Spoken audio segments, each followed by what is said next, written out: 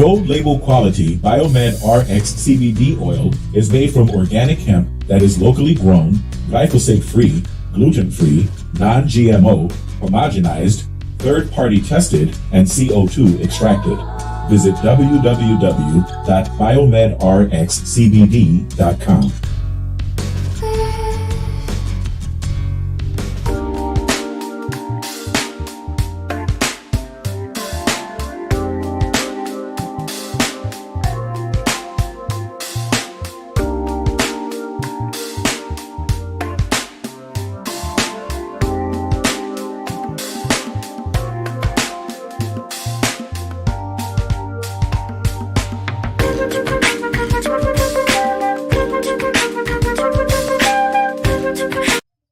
Hi, this is Devin Lockett, the president of JobSite Route. As the son of a general contractor, I know how difficult it can be to get good food on the job site. And letting your construction workers leave the job site to buy lunch just takes valuable time away from them being on the site. I've developed an app and a program that will bring a steady stream of food trucks to your job sites every month for the low price of only $100 per month per site. That comes up to about $3 per day to have a steady stream of food trucks coming to your job sites all day, every working day. You can also contact the food trucks ahead of time and pre-order your food from the menu on our app.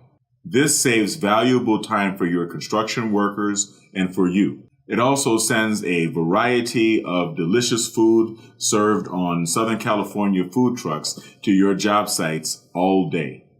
When you think about it, it only makes sense to join the JobSite Route Network.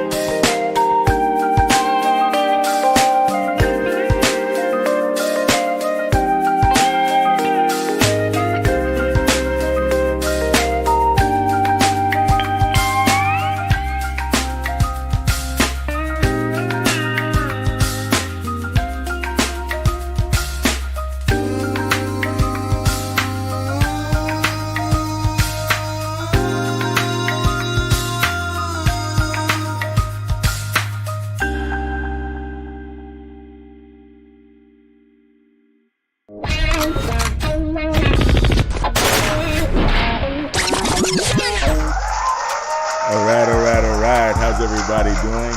Hello, welcome to the show. Excuse me 1 second, let me, there you go, get myself kind of situated here.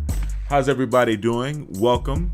Here we are on Boxing Day, the day after Christmas, 2022, and I just wanted to talk to you guys about, I'm seeing a lot of traffic online about the passport bros, right? Everybody's talking about the passport bros. And, I don't know, man. I mean, I guess I can consider myself one of the original passport bros. I've been carrying and using my passport for many, many years. I was stationed overseas when I was in the military years ago.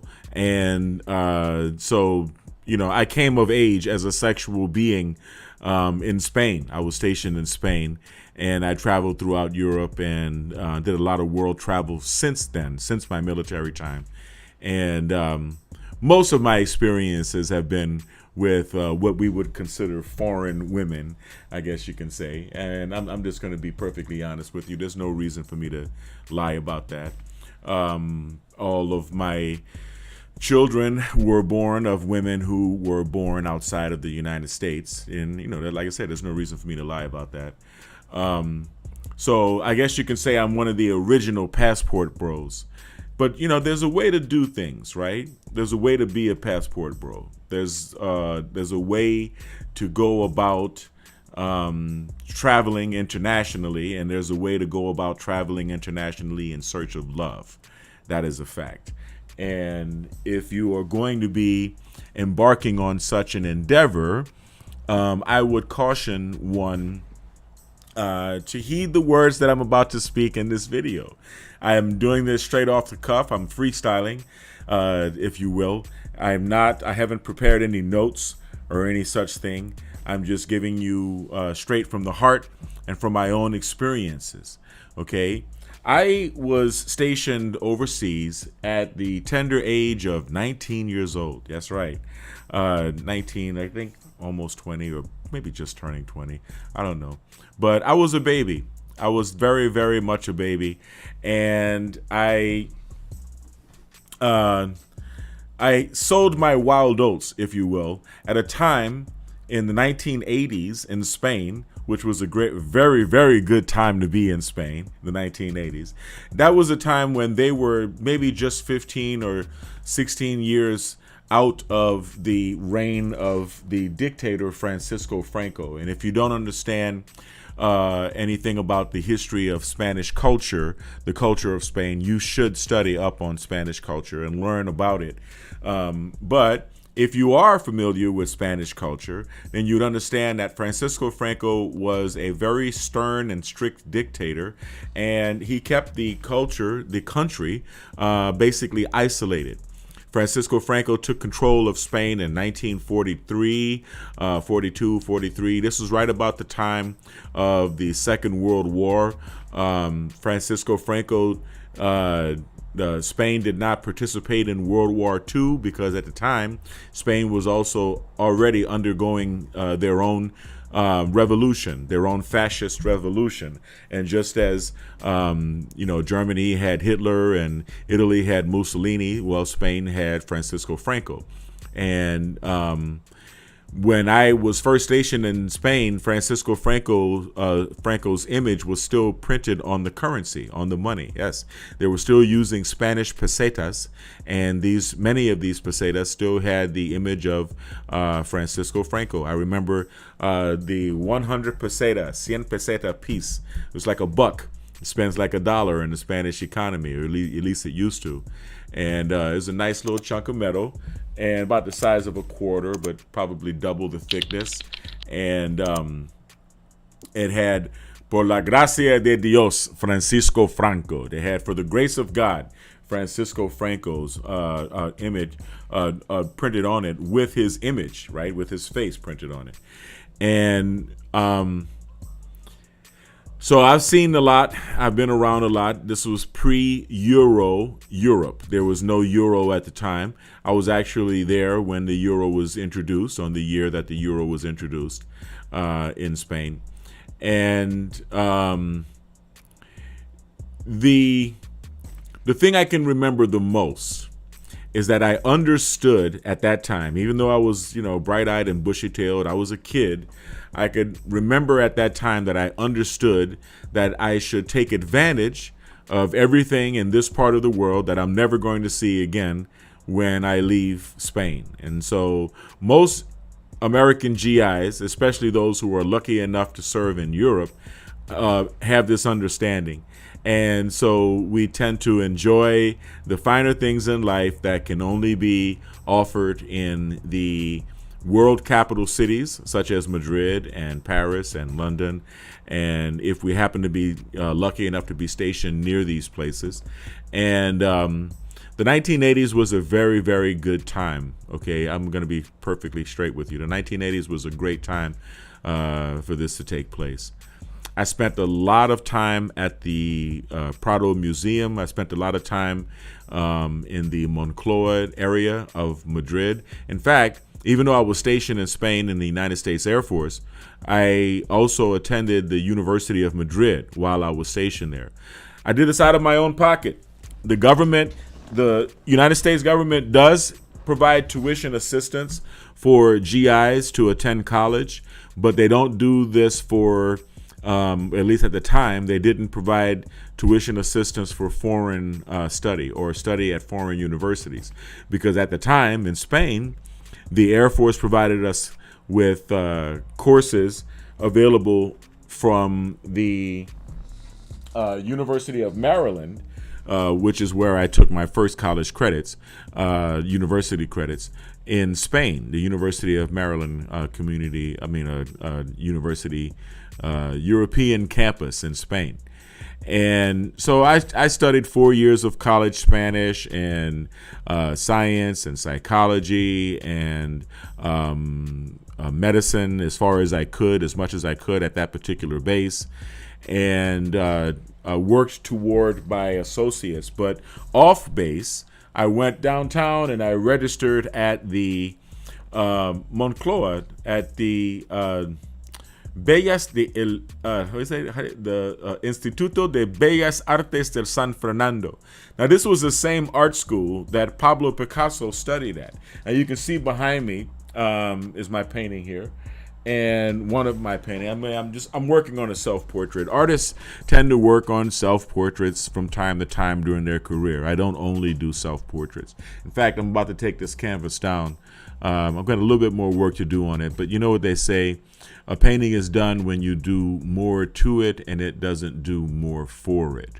So I'm working in very light glazes on this painting, and I'm gonna see what I can produce for myself on this. But if not, I'm going to roll it up or frame it up and hang it somewhere or donate it somewhere or whatever. But what I want to say is my experience, was different than any of the other GIs that I served with. I had friends that were in the military, and some of them, I even had as roommates from time to time. But most Americans tend to be ethnocentric. We're an ethnocentric country. And when I was stationed overseas, a lot of the Americans that were stationed with me, they were kind of stick in the muds, man. They would complain, that, there's no shopping malls, and, they don't have this like we have in the States, and they don't have that like we have in the States. And by whining and griping and pissing and moaning and bitching about all of the things that you miss about home that are not there in the country, the host country, I found it, more logical to get out and to enjoy that which there was to enjoy there in Spain. Now, the University of Madrid, of which Bellas Artes is a part of, is located in the Moncloa area of Madrid. This is the same area as the White House and, the government, the Congress and everything. And it's a great area, right? I love college towns. I love university areas, no matter where you are in the world, right? The areas of academia are always peaceful and beautiful. And, you get to meet a lot of foreigners that are not necessarily Spaniards. A lot of ladies that are studying in Spain, but they're from somewhere else, all over the world. And having that experience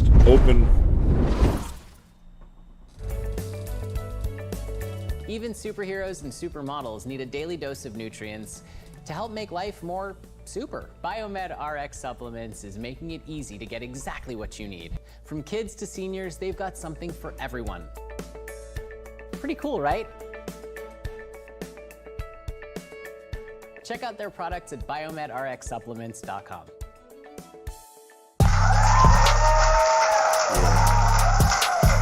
So that experience, right, having that dual experience, having access to the military base as a member of the United States Air Force, and having access to the campus of the University of Madrid as a University of Madrid student, right, gave me, it greatly enhanced my experience in Spain. Now, with reference to dating, okay, yes, there was a very small community of Americans in Spain when I was stationed there. There's about 200 Americans total, right? Stationed when I was stationed there, and therefore the dating pool among Americans, among American women or other GIs, is slim. And I wasn't really into shitting where I eat. I wasn't really into dating GIs anyway.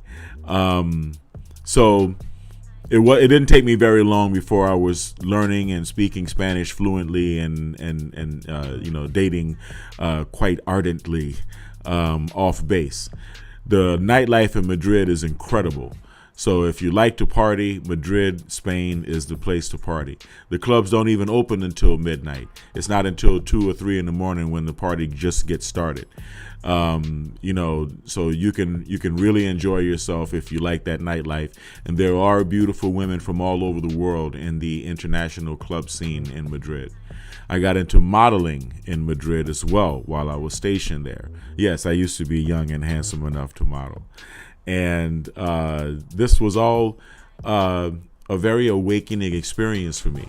Not only because I was stationed overseas, but because I was near the world capital city of Madrid. This is what I'm trying to get across to you. Now, a lot of the brothers are talking about passport bros. I understand the lure of going to all of the countries in the Caribbean and Latin America. I understand the lure of going to all of the countries in Asia as well. When I started BiomedRx, I started it in Miami in 1996, and I accessed the entire Caribbean and Latin America via the Miami International Airport. That's my client base was throughout the Caribbean and Latin American countries. And so I totally get it. I've been to just about every island in the Caribbean, and I totally understand the cultural differences that would make men want to seek women who have not been, I guess you could say, tainted or destroyed, if you will, by feminism. I mean, feminism has is serving to be a very destructive force in interpersonal sexual relations between men and women here in the United States. And not that feminism itself is bad or is a bad idea, but it's being used right now, which of course it is. But what I'm saying right now is that feminism, as we understand it, is being used to destroy our society, to divide and conquer our society.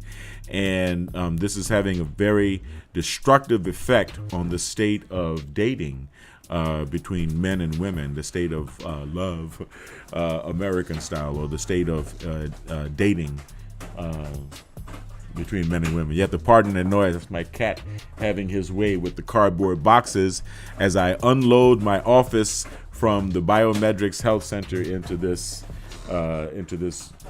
new location in my home office. That's why I'm giving you guys these alternate views so that you can see what's going on in the background. I still have some boxes to uncover. I still have some boxes to unpack. So my advice, if you're going to be traveling, is yes, the beaches of the Caribbean are fine, and so are the women of the Caribbean. It's even more so in Latin America. In Latin America, you're going to find, if you're looking for more traditional women to get married to and have families and stuff, Latin America is probably where you want to look. Now, wherever you go, remember class, right, is very important. It's not only what culture you're shopping for your partner in, it's also what social class she happens to occupy. And the rules are the same whether you live here in the United States or whether you live anywhere else in the world. You want a good girl. Now, unfortunately, a lot of the brothers that are traveling haven't had the fatherly, the paternal instinct or the paternal influence to sit them down and talk to them about what it means to what it means to look for a permanent woman, a keeper, right? Most of us don't go far past the physical. Let's be honest, right? And a lot of us don't even go to the physical. We'll ignore an ugly face if a girl has a nice ass. Let's tell the truth. So you got to get out of that mentality. You got to get out of even looking for the beauty queen. And most men can't get past looking for the beauty queen. And this can be kind of tricky because some countries that you'll go to, you'll find that the ratio of very attractive women to land whales is reversed from what it is here in the United States. In other words, if you close your eyes on a busy city street in America and reach your arms out and grab 10 women, you're probably going to end up throwing 6 of them back immediately, and maybe 2 of them are going to be overweight but kind of cute, and maybe you might find one that you could date, but then she'll turn out to be some crazy leftist or whatever, and she'll have some ridiculous shit to say, and it'll just destroy it all. So, but in other countries, you will find that on the physical alone, we're not even talking about free of feminist bullshit. On physical looks alone, you may find that 6 or 7 of the ladies that you will encounter, in places like Puerto Rico or Cebu or Brazil or Rio, but where in many other places too, that the majority of them, and I do mean the majority, well over half, are going to be women that you would take seriously as far as a sexual partner is concerned. And then culturally, right? Culturally, that's the main thing that we're looking for. But like I said, I was spoiled. I was in Madrid. I had the opportunity to meet some really classy ladies. And, a lot of people talk about, a lot of American women say, oh, well, you're just exploiting them because they're poor and they want to get away from poverty and all the rest of that. That hasn't been my experience. Like I said, Madrid is a capital city. A lot of the women that I've met never even thought about, living in the United States one day or anything. Now, is that the same for people in poorer countries that we may consider developing countries? I hate that word, or second world and third world countries. I don't really know. I don't know if it's the same for those countries. But what I'm saying is it was very nice to be able to travel, not only to travel on vacation and to say I got the T-shirt or been there and done that and got the T-shirt, but to have actually spent years living in and near a world capital city that is outside of the culture of the United States. And I applaud the brothers that are mustering up enough courage to become passport bros. I applaud you. I am still a passport bro. I will always be a passport bro. Believe that. But when you are in a foreign environment, remember that you are making the same observations that you would make, or you're supposed to be making here, even though those qualities that you may be looking for don't exist here. You should be looking for the good girl. You should be looking for a young lady who knows both of her parents and has a favorable opinion of them, especially of her father. You should meet a young lady who knows her father and actually has a good relationship with her father. You should meet a young lady whose parents have invested, what they would say, someone from a good family, whose parents maybe have invested in an education for her.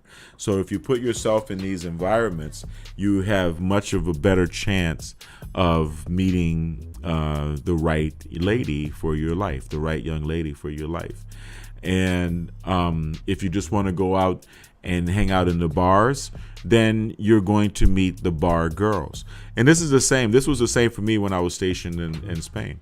A lot of the guys that did get off base, they didn't get much farther than the town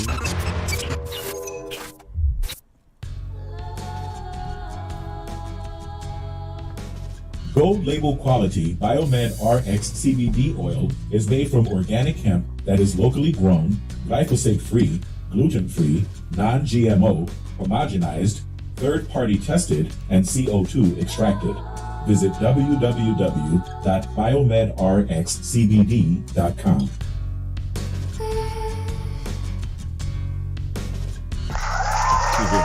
Yes. I was saying a lot of the guys that did get off base did not get much farther than the town of Torrejon, which is where the base was. And of course, you know, where the base is, where the base town is, there's always going to be the setups, just like on An Officer and a Gentleman. There are going to be the community of people that are accustomed to living in close proximity to an American military base, and they and their daughters and sons are going to prepare their lives accordingly, in accordance to having these welcomed or unwelcomed guests in their country.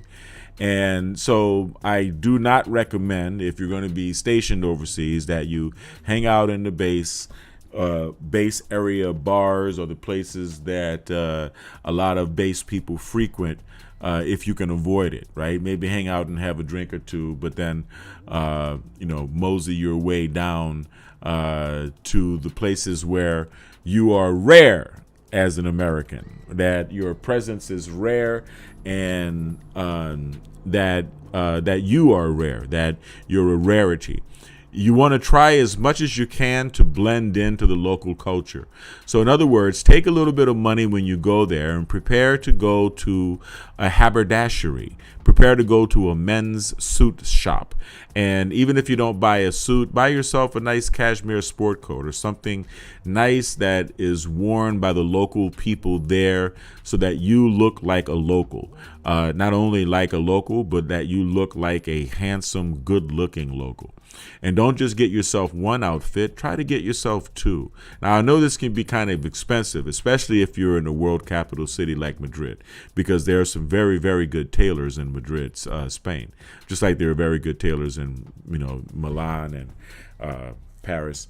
So you're going to be careful, but that's very important. You want to look like someone who's taking care of himself. And let me tell you something to my Americans. Lead a Jordans at home. Everywhere you go, if you're going to go to a European capital city, everywhere you go, everywhere you try to get into, they're going to look down and look at your shoes. No one cares how much you paid for your Jordans. Okay? Get some nice, shiny dress shoes, what you call dress shoes. At least get a good pair of penny loafers. But get yourself some nice, shiny shoes, some leather shoes, and only wear those and always wear those. Try not to represent hip-hop culture when you go overseas.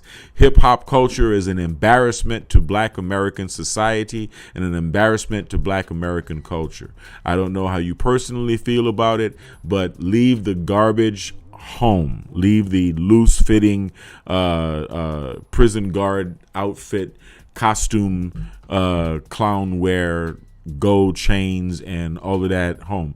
No one really appreciates it, and no one, like I said, you're looking for class. You want to represent yourself like someone who has class. I mean, this is really, I'm coming at you from the heart. I'm one of the original passport bros. Okay, I came of age as a sexual being in Madrid, Spain. And, I got it on, right? I got mine on. You can believe that. I don't want to even start talking stats, but believe me, I ain't been hurting for female attention, especially in the foreign spheres. Okay. Later on in life, after being stationed in Spain and studying there, I got a chance to go back to Europe. I did theater in London with the Hittite Empire. I've even performed in the nude in London and doing theater and for the Hittite Empire. And I've had the opportunity to travel. Like I said, when I started BiomedRx, I traveled throughout the Caribbean and Latin America, and my work for the government has taken me to places that I can't really mention here, but some pretty far corners of the world as well. So I'm very, very excited and enthusiastic about the passport bro phenomenon. I want you guys to boldly go where no bros have gone before and to explore the corners of the world. Pay attention and respect the laws. Take Brittany Griner's example, because people do not screw around when it comes to us respecting their local laws, okay? Leave the canisters at home. Leave the vape cartridges at home. Leave any trace of anything that has anything to do with THC or marijuana or cannabis or any other kind of products that could be considered illegal in their country alone. Read up on the customs and learn a little bit of the language and learn how to count their money. I cannot stress that enough. Learn how to count the money before you go. Okay? Go to the airport, go to the international exchange, trade in a C note, trade in $100 bills for the local currency there. It's going to be the worst exchange rate you could ever have, but it's good because you want to have a little bit of the local paper in your pocket when you land on the plane. You don't know if the airport currency exchange is open, and you need to get your ass in a cab and get your ass to a hotel. So have about $100 in local currency in your pocket, and be friendly with the lady at the window when you exchange your money, and ask them to show you how the money is counted. Right? That's right. Hit the subscribe, hit the bell for notification, comment, and all of that good stuff. I really appreciate it. So, I mean, basically, these are the things that anyone should pay attention to. Respect the local laws and customs. Remember that people have their eyes on you because you are an American. Remember that there are going to be predators that are going to be out to rob you. Remember that there are going to be taxi cab drivers that are going to think you're stupid, and so they're going to take the extra long way to get where you're going. If you can GPS and get directions, if you can GPS on your phone and get directions to where you're going before you get into the cab, it's best to do it that way. Or if you can use Lyft or Uber, it might be better. But that is something that I've had to come across. Don't break any laws when you get there. Don't drink on the street if it's not legal to drink on the street. Don't give local police, especially in impoverished countries, don't give local police an opportunity to shake you down and to try to get money from you. Don't be a loudmouth. Don't show off your money. Don't show off your bling. Don't make it rain. Don't embarrass yourself. Don't be an asshole. Don't flaunt your wealth, okay, in front of people who don't have it. Remember to keep yourself polite. Give your best effort at speaking the local language. Give your best effort, okay? Have condoms in your pocket, all right? I can't stress this enough. I mean, people go so far around the world and it's so stupid, okay? Understand your dietary habits. Okay, because if you start introducing a lot of bacteria and things from other parts of the world into your system with foods that you don't normally eat, then you may find yourself cutting some really bad farts and or spending some time on the toilet or even in the hospital. I've been hospitalized with acute gastroenteritis 3 times in my life. Okay, so I know how it is. I'm a foodie. I like to travel and I like to eat, and that's sometimes a dangerous combination if you have a weak intestinal constitution.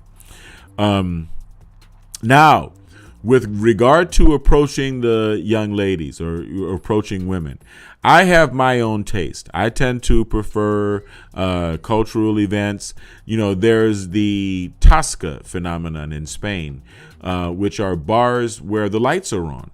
You'll find the lights about as bright as there are in here. And, you know, these are the kind of joints that I like to hang out at. I'm not into the smoky, dark discotheque scene, you know, where it's so loud that you can't hear in the, you know, when you're trying to talk to a female and the drinks are watered down. So you're buying, you know, spending a bunch of money on alcohol. You know, I'm really not into that scene. But there are other places where you can go and buy these little tapas, which are really small, bite-sized hors d'oeuvres or morsels of food. And you can enjoy those with a glass of champagne or a glass of whatever, beer or wine. and the lights are on and they're dim and the music is not too loud. So if you meet someone who's interesting, you can actually have interesting conversations with them. And this is a scene that I find a lot in Madrid. In fact, if you go to Madrid, you should go to La Bodeguita del Medio. That's right, La Bodeguita del Medio. There's the original one in Cuba, which is where the mojito drink was invented. Of course, all they did was steal the mint julep from New Orleans, because all drinks started in New Orleans. But the son of the proprietor of La Bodeguita del Medio in Madrid also has a bar of the same name, La Bodeguita del Medio, in Madrid. And if you ever visit Madrid, it's right in front of La Puerta de Alcalá. So if mírala, La Puerta de Alcalá. Si conoces a Madrid, a España, cuando estás caminando por Gran Vía.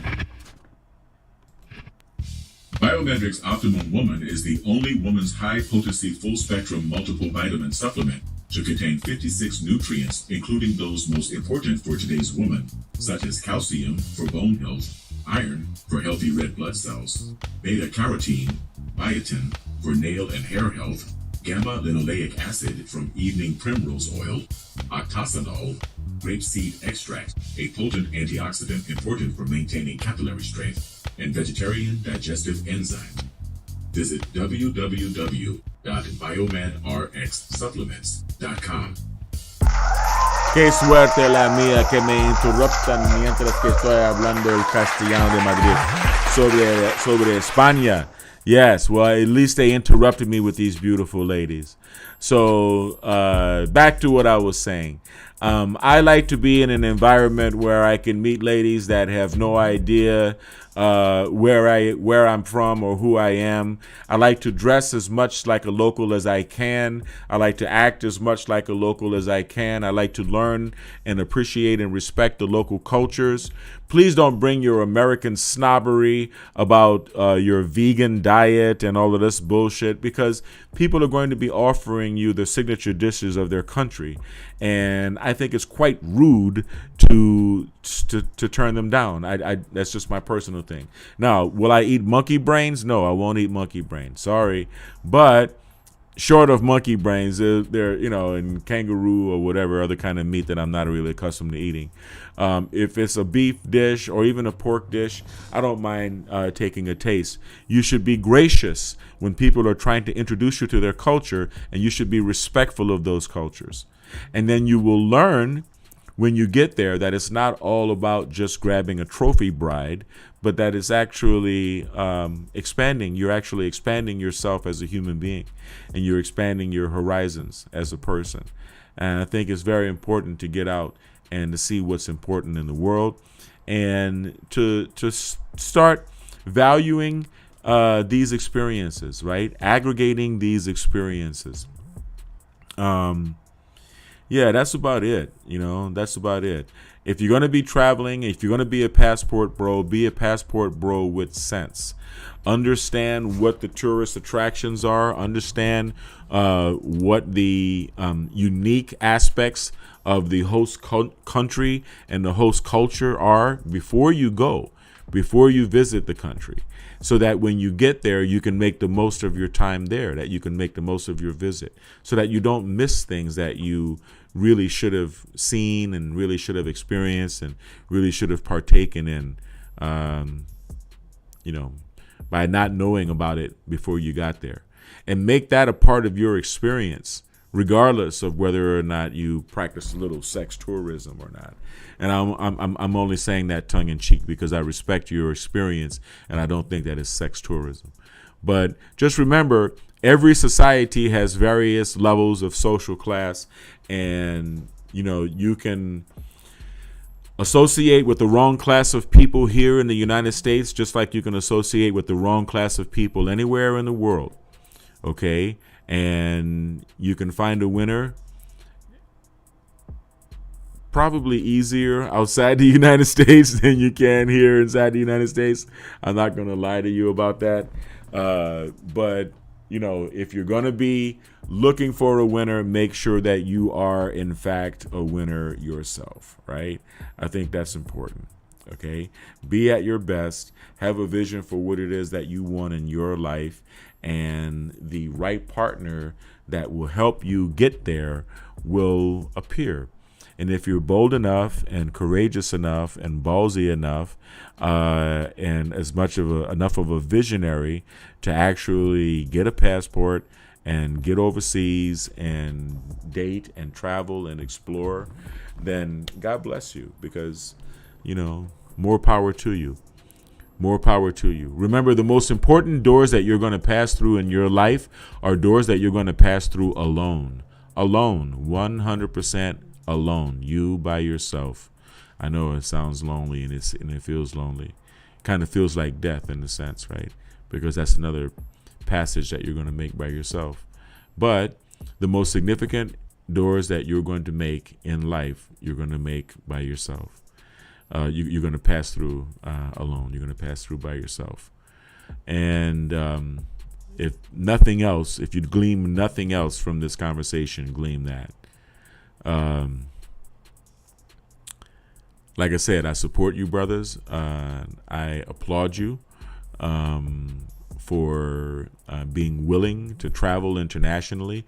I think that American culture, Black American culture, and all American culture stands to benefit from intercultural relationships between foreign men and women, and American women, as well as foreign women and American men, in both scenarios. I think it's a good thing. I think it's a good and positive and constructive thing.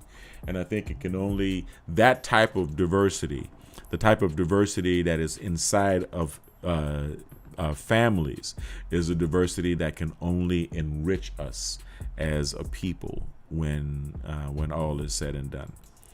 And that being said, I think I'm just getting ready to close out, because I really didn't expect to be talking this long, to be honest,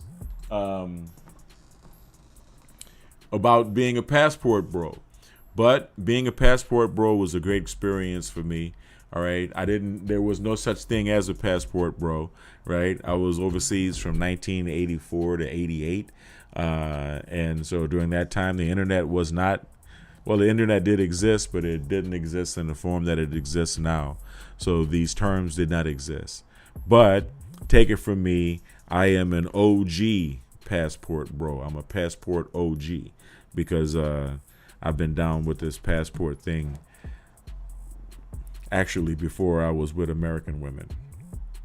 And I can totally get where you're coming from, okay? I want everybody out there to stay kind, all right? Today was just for the fellas, I guess, right? It was a conversation for the fellas. I want everyone to stay kind, because kind is not only the new sexy, kind is the only damn sexy. You know that. I want everyone to stay blessed, and I want everyone to stay healthy. Merry Christmas and peace.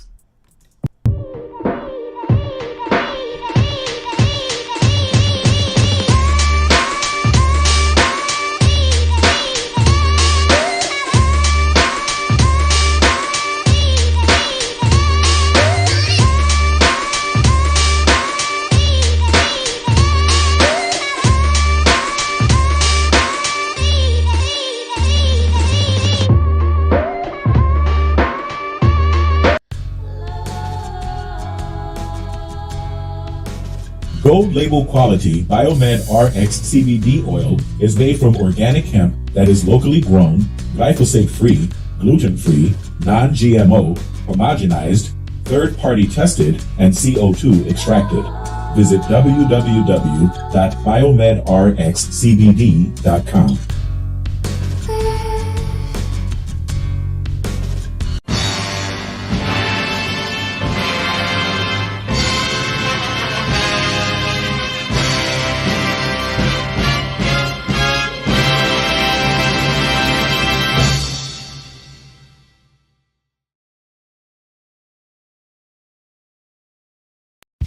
BiomedRx Optimum Woman is the only woman's high-potency, full-spectrum multiple vitamin supplement to contain 56 nutrients, including those most important for today's woman, such as calcium for bone health, iron for healthy red blood cells, beta-carotene, biotin for nail and hair health, gamma-linoleic acid from evening primrose oil, octasanol, grapeseed extract, a potent antioxidant important for maintaining capillary strength, and vegetarian digestive enzymes. Visit www.biomedrxsupplements.com